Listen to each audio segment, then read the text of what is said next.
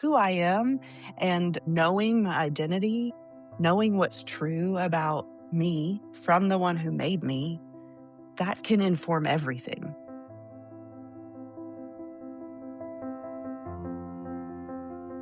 Welcome to Permission Slips, a space for you to practice paying attention to your life with self-compassion and kindness, so you can experience the wholeness, purpose, and joy you were made for. I'm Jillian DeBritz, a life and leadership coach and a recovering perfectionist, learning alongside you how to give myself permission to be human. I'm so glad you are here with me today for this conversation with my longtime friend, Araya Williams. Araya, welcome. Thanks for being here. I'm so glad to be here. Oh, it's going to be really So fun. thankful. Yes. Yeah, such a joy, such a joy. Well, Araya and I have known each other for a very long time, over many years, and have been in and out of contact over that time. But I want to say we met in 2000. It was 2000. Yep. 26 years ago. Oh my gosh. Yes. And so we met when I had just graduated from high school, and you're a couple years older than me. So you were in college or beyond? I was a year away from graduating college. Yeah. I was heading into my senior year. Oh my goodness. And so we were both serving at a Young Life camp together as volunteers for a month. And Araya was my work crew boss, they called it. And so she was a mentor to me at that point, and on and off for many years after, speaking words that Araya really have stayed with me throughout the last 2.5 decades in more ways than you know. So I just am continually grateful for the way God has used you to shape me from very early on in my life and my faith journey. And so what a gift to have you here now at this point. So I want people to know who you are. I'm going to read just a bio from your website so that they hear the official intro, and then we'll jump into our conversation. Okay. So friends, Araya Sonshine Williams. Am I allowed to say your middle name? Yeah. Okay, good. Because it's important. Yeah. Araya Sonshine Williams is the visionary and founder for Sonshine Interpreting, which provides excellent interpreters who love Jesus and want to serve in the Christian space to equip deaf people for life and ministry. Araya attended mainstream schools and learned ASL through deaf peers. After meeting Jesus, her passion grew for her deaf friends to know Jesus. As a student leader with Young Life in high school, the Lord placed a call on Araya's life to share Jesus with the deaf community. This call helped steer her college choice to be near a deaf school where she could continue to invest in deaf youth through coaching, mentoring, and ministry. Over 20 years later, Araya's deepest passions are still Jesus and deaf people. In 2016, Araya started Sonshine Interpreting, an agency of gifted interpreters that love Jesus and have a heart for deaf ministry. Araya advocates for accessibility to anything that equips deaf people for life and ministry. Wow. It's been so beautiful to watch your journey from a distance, Araya. Can you talk about it a bit more? I mean, we have your bio, but really, how did Sonshine Interpreting start if you could trace the roots way back? What's the story of how God has gotten you to where you are now? Yeah. Okay, I'll go way back to third grade. Do it. When I started third grade, I moved to a new town. Deaf kids were in all my classes. Interpreters were in all my classes. And I immediately took to the language. So I would watch the interpreter and listen to the teacher and pick it up. Fast forward to my senior year of high school. The mainstream program in my school district returned to my high school my senior year. So I didn't have deaf kids in my classes from middle school till senior year. Then the deaf students came to my high school. I had met Christ at this point through Young Life leaders that were in my life, and was a student leader, like the little bio said. Started inviting these freshman girls to come to Young Life things, interpreting for them the best that I knew how. I didn't know any better than what I was doing. Totally. Looking back, it's comical. And over the course of that year, I felt like there's just like benchmarks of my life, flags that go in the ground that I look back and I go, oh, I know that was the Lord. And one of those moments was my senior year, just feeling like Jesus saying, go and tell deaf people about me. So it really shaped and narrowed my trajectory of where I went to college and what I was going to do and what next. And to this day, this may be a common saying, but looking at things that I'm passionate about. I love deaf people in every context. I love Mm. interpreting, whether it's a doctor's appointment or a phone call with mom. All of these things bring me joy, Yeah. but nothing like Jesus and deaf people. That makes me weep. That makes me Mm. pound the table of like when Mm. there's an injustice. And so picking up on that nuance of specifically, I can professionally interpret in all these different settings, and that's great. But how can I do what I really love? Because what I Mm. really love is at the heart, at the core of part of my image bearing of God who loves all people is that I just love deaf people and I want them to know him. And Yeah. so that really then became the question I found myself asking: how can I have more purpose in my work to not Yeah. just be out there working hours and making money? And I love deaf people in any context. And this is really where my passion and my heart is where the intersection Yeah. of Jesus and deaf people in ministry. Yeah. So Yeah. Can I pause you for a second? Because I know that yeah, there's a lot more with the work that you're doing now that I want to yeah. talk about, but just slowing down enough to pay attention to what makes you weep. Like that's not a typical question that a lot of us ask. And Hmm. in the work that I do as a life and leadership coach, a lot of what I say is I help people pay attention to their own lives. And a lot of that Yeah. is like, what are you made to do? What is inside of you? What's your God-given identity? And how is that going to overflow into your unique purpose in the world? What are you made for? And so, and I know that's such a passion of yours too, but this question around what makes you weep, like, why was that important for you as you were thinking about, okay, I really like it. I'm interested in deaf culture. I'm interested in sign language, but what was the shift for Mm. you that made Yeah. this kind of heartbreak so important to pay attention to? Yeah. Uh, the turning point was driving home on I-65 from Nashville to Franklin, where I live, and I'm in traffic. And the difference for me is I love deaf people in every context, no complaints. Even on people's worst days, love it. I love what I get to do. And I was feeling a lack of purpose in it. I was feeling like just the fact that I don't have any complaints about what I do isn't enough motivation for me at this season of my life to commit hours and hours upon hours just because I don't complain.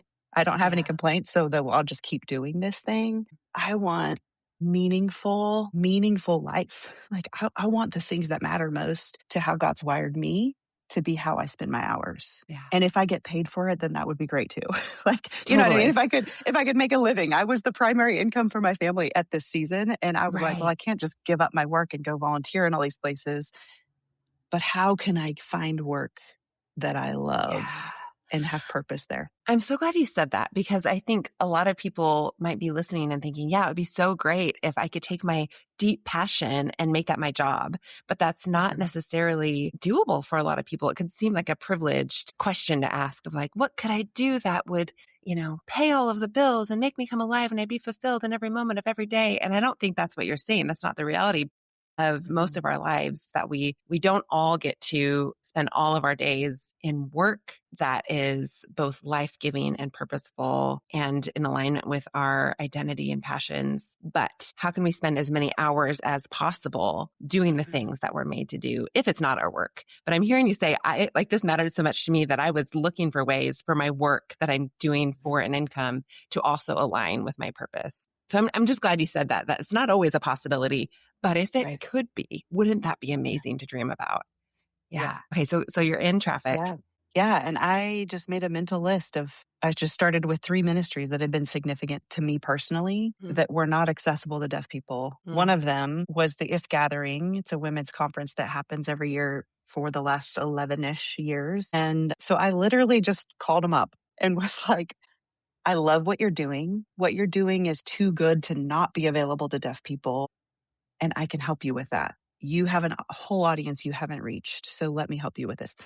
Long story short, it was amazing. We went and another interpreter went. It was amazing. Came home that first night home, middle of the night. I wake up and was like in this excited, sweet little prayerful dialogue with the Lord. And I was like, that was awesome. I can't wait to do that again. And at that event, they talked about traveling to different cities and having these free, like citywide events. And I was like, oh my gosh, me on the tour bus, touring with these great people.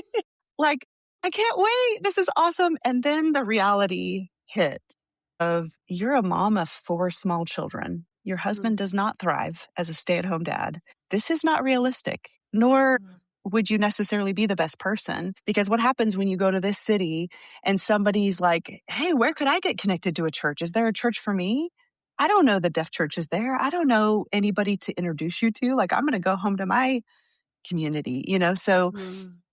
in this hour and a half, I just laid in bed and like prayed, asked God, give me clarity. What is, you know, and all of this download of what is now Sonshine Interpreting came to me. The name, the idea of interpreters that are excellent at what they do and they love Jesus. And how can we foster that with resources and training and developing to then better serve Mm. really the leaders that God's raising up in the deaf community for them to do what God's gifted them to do Yeah. for his purpose. Wow. So it really was, I mean, so many points along the way, right? You paying attention to, wow, this feels really important, significant. It matters to me. It's both breaking my heart for deaf people not to have access to these incredible Mhm. resources and ministries and conferences. And also, this is something I love that I want to connect and introduce people that I care about, the deaf community. I want to introduce them to something that I love.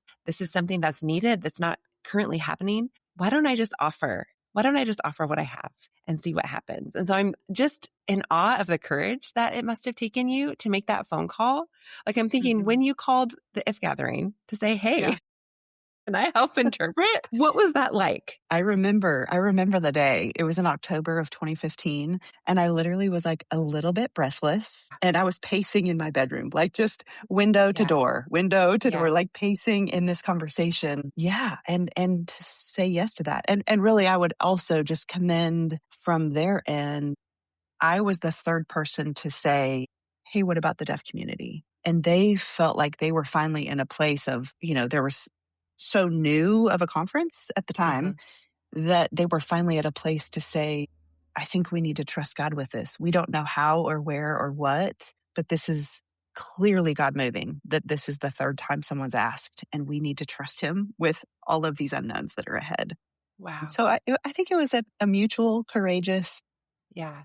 step of faith. I didn't Mhm. know at that time in the conversation with them that Sunshine would be what it is now. You know, that really, like I said, started with that middle of the night thought, a little prayer Yeah. with them. Um, and I would say, like on a personal level, the opportunities beyond like starting something. You know what I mean? Like starting Sunshine. It's awesome. So grateful and so honored to be a part of it.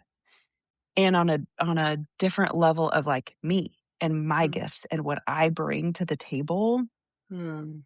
has been, I would say, even in the last 3 years, there's been some major monumental leaps of growth that I've seen and awareness that I've seen in me because I've been so uncomfortably stretched. Ah, And so in the 10 years of doing this and like yeah. loving every minute of it, it's really been, I would say the last 3 that I've personally seen the most growth in Mm. the specific like sense of clarity of calling and purpose and gifts that God's given me. Yeah. Well, I love that you're letting us kind of behind the scenes in the process of what it looks like to step out in courage and, not to use like a Christian jargony type word, but obedience, right? Like you're saying, Mm, okay, here's my brave offering. Like, here's what I have. This is something I want to do. I don't know how it's going to work. I don't have a plan for it, but like, this is the next right thing, to use Emily P. Freeman's phrase. Like, this is the next yeah. right thing in love that I can offer. The worst they can say is no, let me make the phone call. And for them to also bravely say, we don't know how this is going to go, but let's figure it out together. And for you to be honest about like that fear and trembling and kind of, I'm sure like some sweaty armpits and, all the things that were happening in the background, it's easy to fast forward when we look at people like you and to see like, wow, look at all the things they've accomplished. Look at how beautiful they are walking in their calling and their purpose in the world.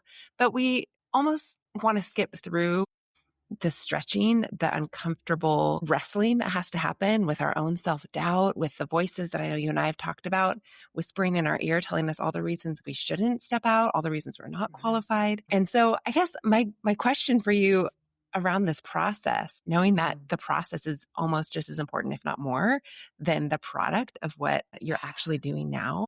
Not to Yeah. discount, I know you don't hear me saying Mhm. that what you're doing now isn't Yeah. significant because it's Yeah. beautiful. But I also hear underneath that, like the process of how God is shaping you, what he's teaching you about yourself and himself in this is just Mm. as important and beautiful. So what's this process been like for you as you've, over the last 10 years, continued to step forward with, I don't know what this is going to look like. Here's what I know right now. What's the next step? Here we go. What's that journey of not knowing and still walking forward been like? Ooh, that's good. I think early on, if we were to say like the first, honestly, probably like 5 years, I found myself constantly like, this is what I want to do with all of Mhm. my time, but I have to make a living for my family. Mhm. And so it was kind of just this, I found myself more in the like woulda, shoulda, coulda. Like there's Mhm. always something I wish I could be doing, but I'm not. And so I was kind of in this loop of kind of shaming almost like, yeah, you didn't get that done because I'm working. And when I'm not working, I need to step home and like rescue my husband who's at home with four small children and a dog. So life didn't allow a lot of space for this to happen like I wanted it to. And I feel like there was vision for what it could be and desire for awareness to grow among hearing audiences that don't understand deaf people and being an ally to deaf leaders, to be a voice, to advocate, to bring awareness, like all these things. Yeah. So I would say I found myself more than anything either distracted by the things I didn't have time but wanted to do, or like really burdened in a like shaming kind of way. Mhm. I'm not cutting it. I'm not getting stuff done. It's just over here sitting. And about the 4 or 5 year mark, I made the conscious decision effort to time block some of my calendar for the woulda, shoulda, coulda things that I wasn't getting done. Left to my own devices, I did not have the capacity to like work and then spend time as needed and family. And so I started putting 3 hours a week on my calendar that this anything that comes up between now and Saturday or whatever it was, that's when I'm going to do those things. I'll make my list and I'll do what I can. Mhm. Mhm. But it was really just doing what I could for a few years until my like full-time income wasn't needed anymore. My husband and I kind of switched roles Yeah. and he was able to bring home a primary income, which really changed everything. Yeah. And at that point, you were then able to spend more than 3 hours a week developing this vision for Sunshine Interpreting. Wow. Yeah. Yeah. Okay. So we talked about this a little bit before we started recording, but I want to dive a little bit more into the stories that you were telling yourself, the voices Yeah. that were Yeah. telling you that you weren't doing enough. I mean, I'm asking for a friend here, Araya, who you may or may not know. She's right. It's me. It's me. Who I'm in this similar place, right? Like there are these Yeah. dreams, like there is this beautiful project that is happening in our community, this dream of women that are gathering. And it's just so beautiful and life-giving to be a part of this work of creating spaces for women to collaborate and create together and refuse to Mhm. compare and compete. And the events that are coming out of that it's just so beautiful. There's a lot that I could be doing and want to be doing there. And I also need to pay my bills, which is its Yeah. own struggle, right? And Yeah. so this sense of, okay, I'm either constantly failing as a leader in this space, Mhm. or I'm constantly failing as a business owner in this space. I'm never doing anything well. Mhm. And I'm never feeling successful at anything. It's always just kind of barely scraping by, right? And then you Mhm. feel like, okay, well, I'm barely showing up for my kids because I'm distracted here. And I'm, that sense of who am I? What am I good at? And Mhm. what is true about me, no matter how I'm performing? Like that's the constant wrestle for me. So can you take us again into that internal process Yeah. and the stories that you're Mhm. listening to, the voices that were coming at you, and how did you wrestle through that? Yeah. I'm such a fan of you, Jillian. I Oh. love your honesty and transparency in such a casual way. The way you just said that was like so deep and rich, and yet just like, yeah, this is the struggle. And everybody else is like, oh, wow, like, where's the Kleenex? Like, you just said that so casually. So, Hmm. and you know what Thank you. happens when you do that? what happens when you do that is everybody can kind of take a sigh of relief and go, Mm. I'm not the only one. Like she just called me out and she's awesome. And so, wow, why do I feel Mm. so ashamed about the way that Wow. I'm processing because somebody else said it out loud and now maybe I can own up to that too. Can I just let you behind the scenes a little bit Yeah. more to share? Thank Yeah. you for that, because Yeah. this is not something I've talked about publicly with very many people, but about 11 years ago or so now, when I started doing a little bit of writing and a little bit of dreaming about, okay, I have these babies at home, but I feel like there is more. There is more that I'm made for. And I love being a mom. And also, there is more Mhm. that I'm called to. And I was in a season where I was doing a bunch of reading and exploring writing. And I, at that point, read Brene Brown's Daring Greatly and had words for the first time for what I felt around perfectionism, like this battle with perfectionism and the shame I felt that I can never be good enough. And I was like, vulnerability is the key. That it was like this aha moment for me of, oh, it's vulnerability. And I felt like God at that moment dropped this phrase in my mind that I've held on to as like, this is the vision for my life, which is a ministry of vulnerability. Like, it's all I have is to be my real, honest, messy self and to give other people permission to do the same, because shame is what holds me back from most things in my life, including like relationships of meaning and intimacy and connection, let alone confidence and purpose and joy. And so if I can be vulnerable and learn how to do that in my real life and teach other people how to be vulnerable in a way that is helpful and healthy and productive, then shame loses its power. And like, Yep. that's the world I want to live in. So that was a long aside to say thank you for naming that. It's a gift for Yeah. you to see that in me. Yeah. Yeah. I see that. And I feel the freedom that it gives me. And I've seen it in my own life when I've been willing to be vulnerable, Yeah. Yeah. Okay. I have to when I've tell had the another quick courage. story. Sorry. Do This it. is another interruption of something you said to me when I was 20. And you might be a little bit nervous to hear what it is, because we were serving together at a different camp and we were at Breakaway in Oregon. And we went for a walk on the beach one day. And I think you were there. Maybe Jeremy was speaking, and I think I was an intern in the kitchen or something that year. Oh, And yeah. Ooh, we were walking on the we would beach. drink the 32-ounce Death Can Wait, We Must Hydrate and race to drink the biggest Yes. 32 ounces of water on the back Totally, deck. totally. Both of us college athletes, so competitive, right? Like, okay, we're going to win. We're going to win. And we were walking on the beach one day, maybe I had a day off or something. And I was really struggling with something, but didn't know I was allowed to say out loud what I was struggling with. And I've told this story many times since then. But you looked at me and you're like, Jillian, don't you know that everyone is carrying around their little bag of poop? Like, we all Yes. have it. Like, we all have a poop bag, and we're all like, you're Mm. not the only one that has stuff that it feels gross and icky and stinky, and you don't want anyone to know about it. And you think you're the only one, but we all have it. And here's the thing, to us, it feels disgusting and completely unacceptable. But there is something mystical that happens when we open up our bag that to other people, it smells like the most glorious fragrance. And Yeah. I remember laughing so hard and thinking that is ridiculous and spot on. Like, what is that? Like, why does your poop smell so good? Which is like the most, that was perfect when I was working with high schoolers to share that, Mhm. Mhm. very age appropriate illustration. But anyway, Yeah. thank you for that gift. Years Yeah. ago, you planted that seed. So you've modeled that for me. That's really good. Yeah. I think when we become aware of our own, if we're just going to go with the poop bag, there can be so much effort.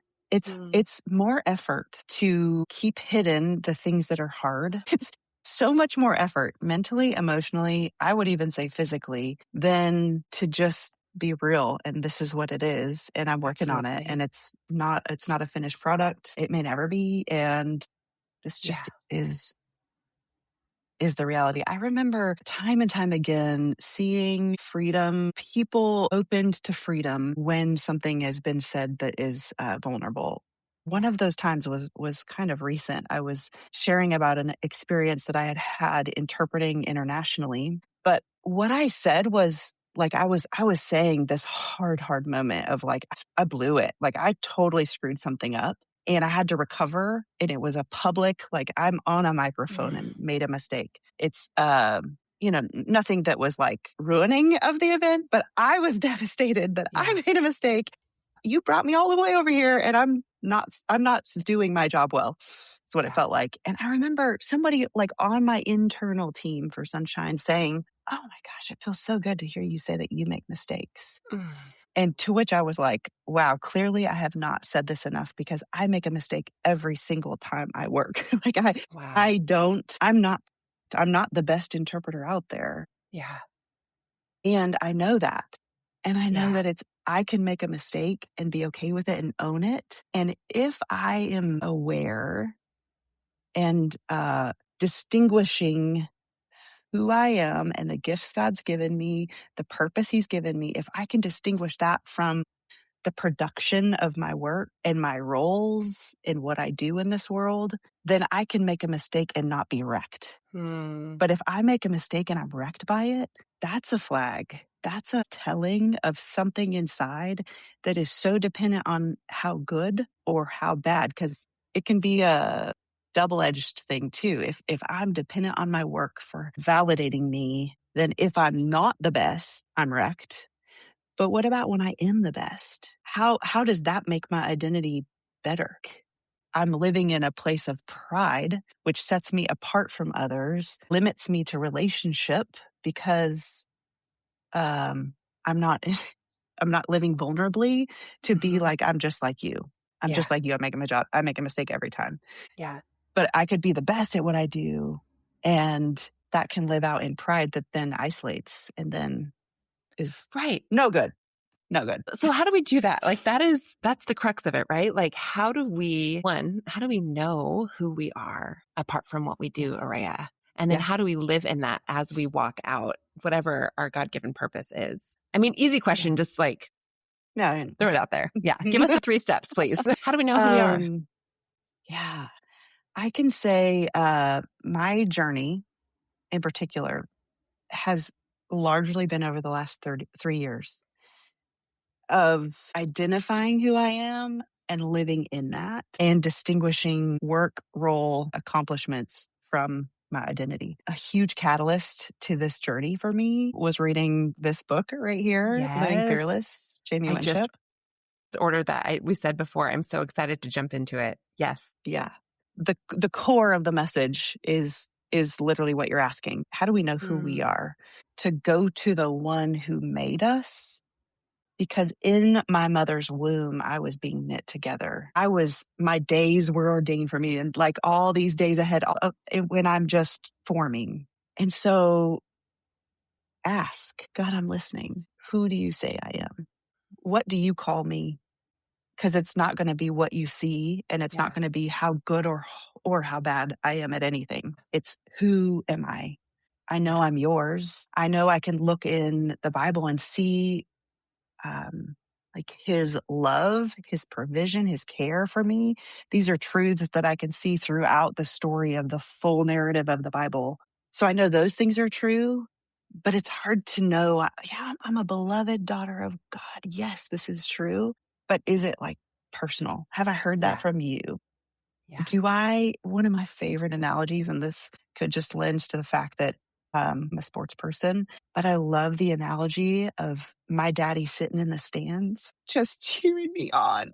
Like, that's my girl. Look at her go. I'm so proud of her. In the stands, like usually for me, I could always hear my parents' voices and what they're Same. saying. So if I, and sometimes when you hear someone calling out like, yeah, cheering for me, I'm like, yeah, Yeah. let's go. Like it gives you something. It gives you a Mm-hmm. boost. What if that was the only voice we heard of Yeah. a dad that loves us that says, that's my girl.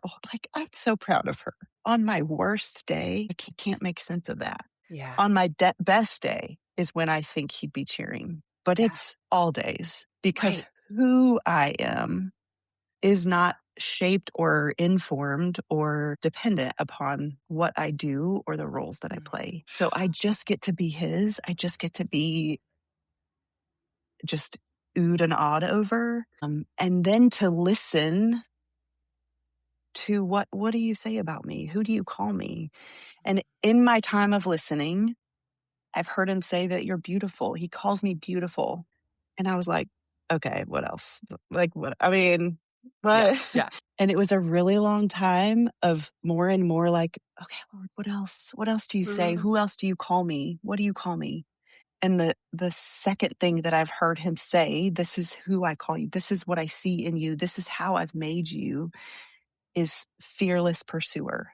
So if he calls me beautiful and he calls me fearless pursuer, then what I do, I can ask him today, what does beautiful fearless pursuer look like? Here's my Mm. schedule. How do you want me to live out who I am? Because who I am and knowing my identity, knowing what's true about me from the one who made me, that can inform everything. That Yeah. can inform all of what I do. Yeah. But the moment that what I do, the best day, the worst day, whether it's momming or business running or Mhm. procrastinating or interpreting, all of these things, it doesn't come back the other way. Those don't make me any better or any worse because who I am is decided only by the one who made me, and Yeah. that doesn't change. That sounds like freedom. That just sounds like freedom Yeah.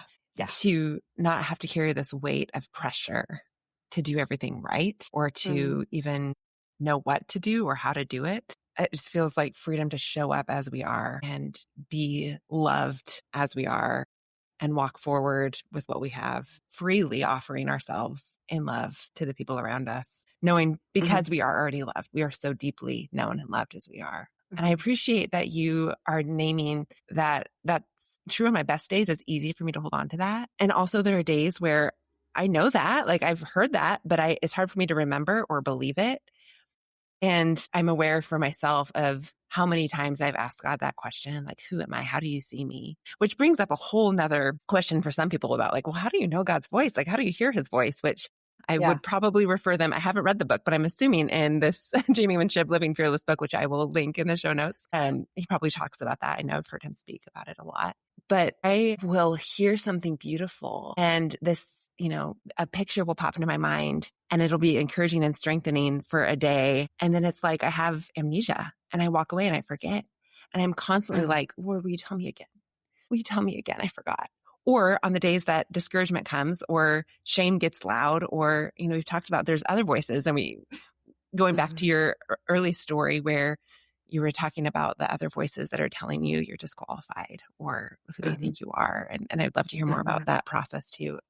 But there are days where, if I'm totally honest, more often than not, those voices get Mhm. really, really loud. And some days it's easy for me to fight back and to ask the Lord to remind me, ask him for help and say, no, that I'm not going to listen to that voice. Or honestly, something that's been really instrumental for me in the past couple of years is asking my friends to help remind me who I am. One, will you pray for me? And two, will you remind me who I am? Will you remind me what God says? I'm having a hard time hearing or believing it from him. Will you tell me? Tell me again. I know I feel too insecure to ask again. I know I'm needy. I feel needy. I feel like I've, you know, asked for too much encouragement lately, but will you tell me again?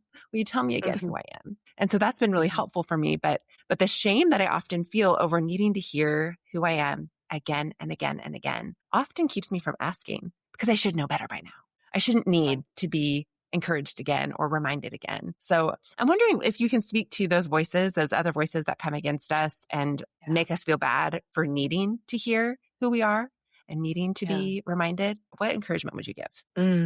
That's really good. Thanks for saying that. I would say there's a noticing that is important, but it's not just noticing the shame, the condemning thoughts, the lying things. There's also a noticing of where grace is showing up and where do I sense even a flicker of light, of Mm-hmm. hope, of a sense of like you're not alone, of belonging. That's grace. And the journey for me, I would say, has had many facets to it. One of the facets is I see a spiritual director every month, and I am so hard on myself. I am never doing enough. And spiritual direction time has helped me to see, like outside of myself, how hard I am on myself, and that the voice that I'm saying to myself, like, yeah, you haven't done your reading today. You haven't done what you said you were going to do.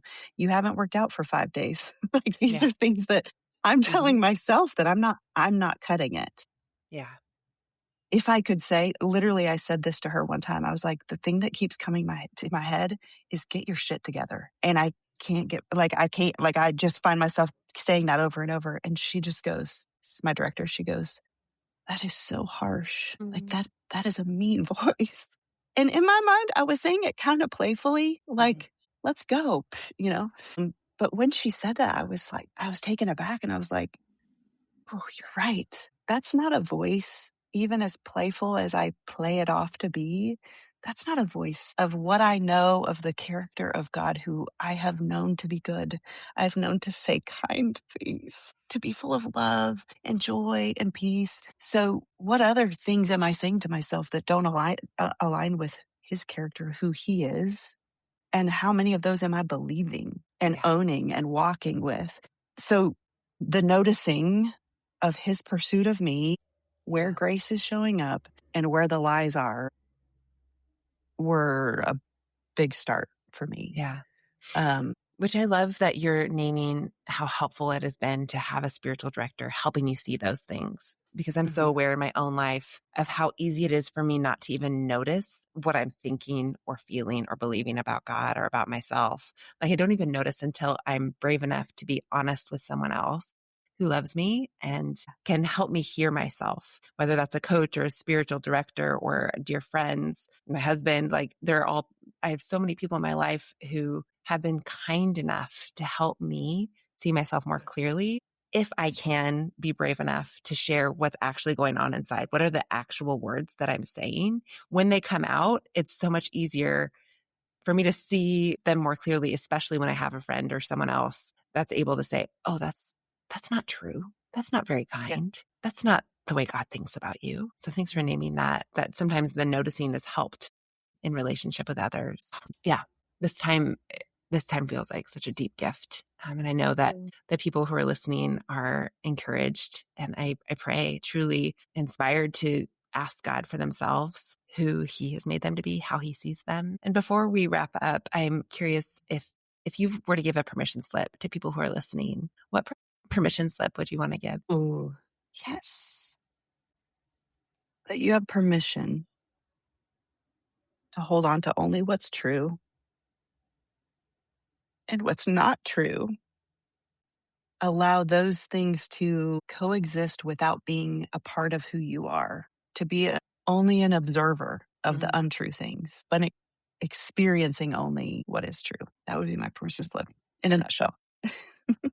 Araya, thank you so much. This has been super encouraging for me personally, and just really grateful for your vulnerability and willingness to share so generously about your journey, your gift. Yeah, I'm honored. I'm honored. So thankful for you. Thankful for the gift that you are in giving yourself and others permission to be who they're made to be, live in freedom. Thanks, friend.